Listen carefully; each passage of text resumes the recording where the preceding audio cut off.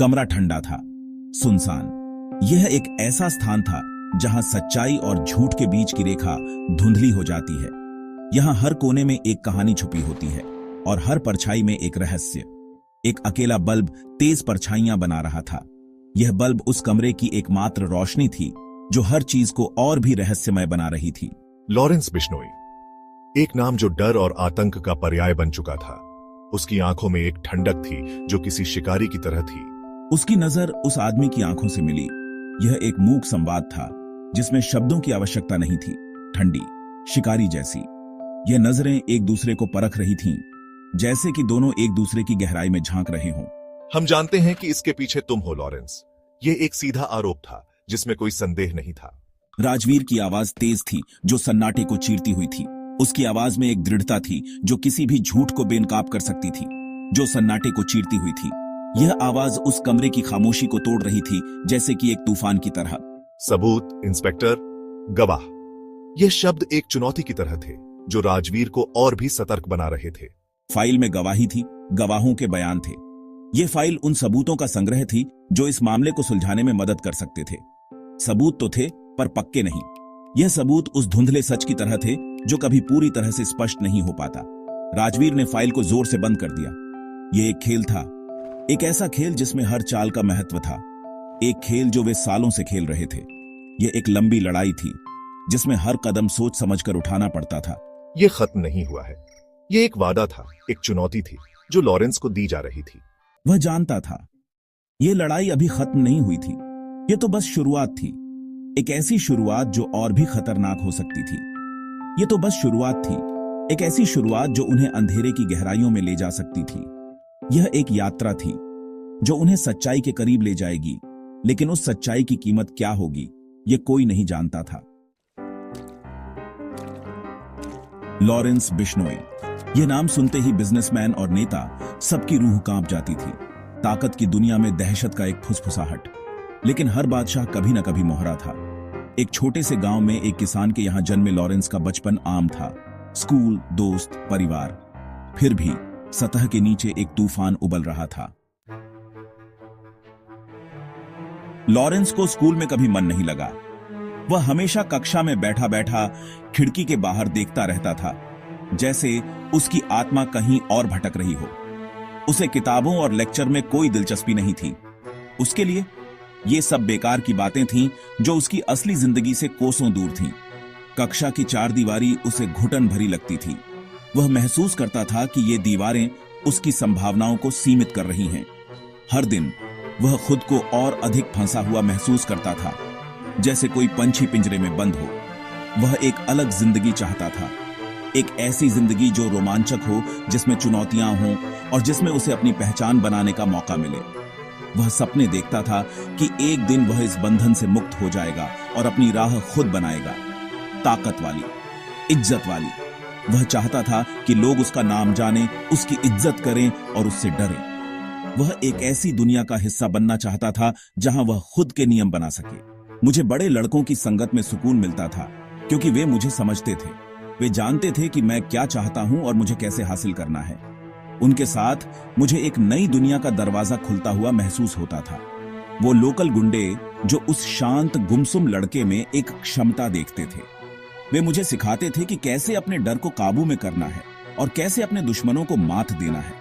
उनके साथ मैं खुद को और अधिक शक्तिशाली महसूस करता था। छोटी मोटी चोरी बड़े अपराधों में बदल गई। शुरुआत में यह सिर्फ मजे के लिए था, लेकिन धीरे धीरे यह उसकी आदत बन गई। हर चोरी के साथ वह और अधिक साहसी होता गया और उसके अपराध और भी गंभीर होते गए। हर गुनाह ने उसकी महत्वाकांक्षा को हवा दी। वह सोचता था कि अगर वह छोटे मोटे अपराध कर सकता है तो बड़े अपराध भी कर सकता है। उसकी महत्वाकांक्षाएं अब और भी ऊंची हो गई थीं। गांव जो कभी उसकी दुनिया हुआ करता था अब बहुत छोटा लगने लगा था। वह अब इस छोटे से गांव में खुद को सीमित नहीं देख सकता था। उसे लगता था कि उसकी असली जगह कहीं और है, जहां उसे अपनी पहचान बनाने का मौका मिलेगा। उसकी महत्वाकांक्षाएं क्षितिज से परे फैली हुई थीं। वह जानता था कि उसे इस छोटे से गांव से बाहर निकलना होगा और अपनी किस्मत खुद बनानी होगी। वह अपने सपनों को साकार करने के लिए किसी भी हद तक जाने को तैयार था। वह अपना रास्ता खुद बनाने को तैयार था। उसे पता था कि यह रास्ता आसान नहीं होगा, लेकिन वह हर चुनौती का सामना करने के लिए तैयार था। उसके दिल में एक आग जल रही थी जो उसे आगे बढ़ने के लिए प्रेरित कर रही थी। एक ऐसा रास्ता जो डर और दबंगई से पक्का हो। वह जानता था कि उसे अपने रास्ते में कई दुश्मनों का सामना करना पड़ेगा, लेकिन वह किसी से डरने वाला नहीं था। उसके लिए यह रास्ता ही उसकी असली पहचान थी और वह इसे किसी भी कीमत पर हासिल करना चाहता था। बाहर की दुनिया एक जंगल थी। यह एक ऐसी जगह थी जहां केवल सबसे मजबूत ही जीवित रह सकते थे। हर कोने में खतरा था और हर मोड़ पर एक नई चुनौती। इस अंधेरे और खतरनाक दुनिया में एक युवा व्यक्ति ने अपनी पहचान बनानी शुरू की और लॉरेंस बिश्नोई एक तेज सीखने वाला था। उसने अपने चारों ओर की दुनिया को बारीकी से देखा और हर छोटी बड़ी चीज से कुछ न कुछ सीखा। वह जानता था कि अगर उसे इस जंगल में जीवित रहना है तो उसे तेज और चालाक बनना होगा। उसने किताबों से नहीं बल्कि सड़कों से सीखा। वह बेरहमी से अपराध की दुनिया में आगे बढ़ता गया। उसकी चालें तेज और उसके इरादे स्पष्ट थे। उसने अपने दुश्मनों को बिना किसी दया के हराया और अपने दोस्तों को भी सावधानी से चुना। उसकी हरकतें उसे अपराध की सीढ़ी पर ऊपर ले जा रही थीं। एक्सटॉर्शन, जमीन हड़पना, ये सब उसके लिए आम बात हो गई थी। उसने अपने चारों ओर एक ऐसा नेटवर्क बनाया जो हर तरह के गैरकानूनी कामों में माहिर था। उसकी योजनाएं जटिल और उसके तरीके निर्दयी थे। उसकी पहुंच की कोई सीमा नहीं थी। वह हर जगह था, हर किसी के बीच। उसकी ताकत और प्रभाव ने उसे एक ऐसा व्यक्ति बना दिया था जिसे कोई भी नजरअंदाज नहीं कर सकता था। उसके नाम का डर हर किसी के दिल में था। उसका नाम, जो कभी डर से फुसफुसाया जाता था, अब खुलेआम लिया जाता था। लोग उसके बारे में बात करने से डरते थे, लेकिन उसकी ताकत को मानने से नहीं कतराते थे। वह एक ऐसा नाम बन गया था जो हर किसी की जुबान पर था। अब दहशत और अनिच्छुक सम्मान के साथ लिया जाता था। लोग उसे नापसंद करते थे, लेकिन उसकी ताकत का सम्मान भी करते थे। वह एक ऐसा व्यक्ति बन गया था जिसे हर कोई जानता था, लेकिन कोई भी उससे उलझना नहीं चाहता था। वह अपनी मंजिल पर पहुंच गया था। उसने वह सब कुछ हासिल कर लिया था जो उसने सोचा था। उसकी योजनाएं सफल हो रही थीं और उसका नेटवर्क दिन ब दिन मजबूत हो रहा था। वह अपने खेल के शीर्ष पर था, लेकिन ताकत के साथ जांच पड़ताल भी आई। पुलिस और अन्य कानून प्रवर्तन एजेंसियों ने उसकी गतिविधियों पर ध्यान देना शुरू कर दिया था। उसकी हरकतें अब छुपी नहीं रह सकती थीं। अधिकारियों की नजर उस पर पड़ी। वे उसकी हर चाल को बारीकी से देख रहे थे और उसके खिलाफ सबूत इकट्ठा कर रहे थे। वह जानता था कि अब उसे और भी सावधान रहना होगा। खेल में एक नया खिलाड़ी आ गया था। यह नया व्यक्ति भी उतना ही चालाक और निर्दयी था जितना कि लॉरेंस। उसने लॉरेंस की ताकत को चुनौती दी और उसके साम्राज्य को हिलाने की कोशिश की, और वह गंदा खेलने से नहीं डरता था। उसने हर तरह के हथकंडे अपनाए, चाहे वे कितने भी गंदे क्यों न हों। लॉरेंस को अब एक नए और खतरनाक दुश्मन का सामना करना था।